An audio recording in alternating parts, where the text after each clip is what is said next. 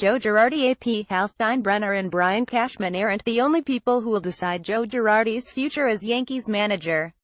There are 4 other voices Girardi needs to hear from before deciding if he wants to return, should Steinbrenner and Cashman want him back.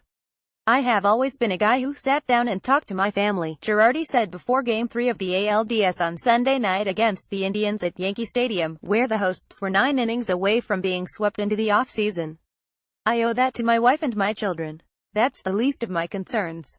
My biggest concern is to win a game today, and we can worry about that when the time comes. We talk about what's best for the group of 5. Obviously, in my life, my family always comes first." Before signing a 4-year extension worth $16 million after the 2013 season, Girardi sat with his family to hear what his wife, Kim, and 3 children, Serena, Dante and Lena, thought. They gave him their blessing then and will have another summit, possibly as soon as Monday if the Yankees lose Sunday night.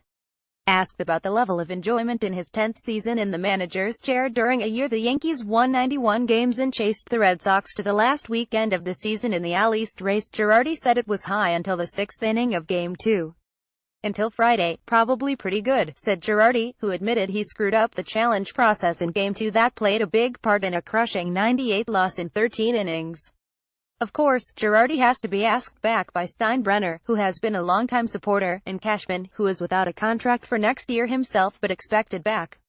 Girardi's entire coaching staff is not signed beyond this season, so there is more than his future dancing in the wind.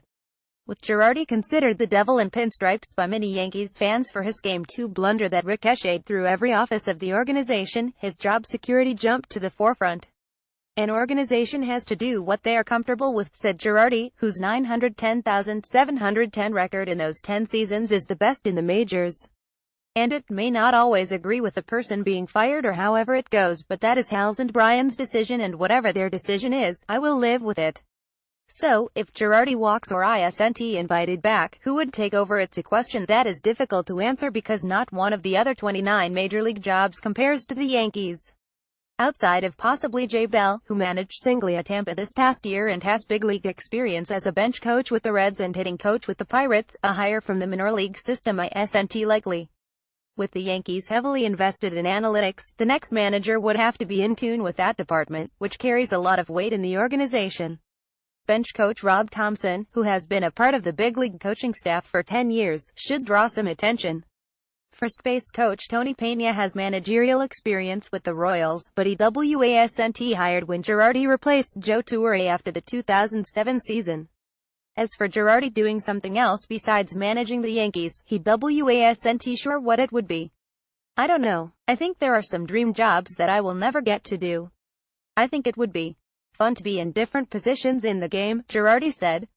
"I don't really know. That's why it's important to talk to my family and know what they are thinking. I really enjoy managing, I enjoy the competition, I enjoy the relationships, and I enjoy watching people have success.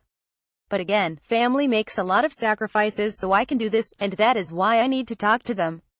Girardi refused to divulge what other positions in the game would appeal to him, but he was very clear there are other voices in the mix besides those belonging to Steinbrenner and Cashman.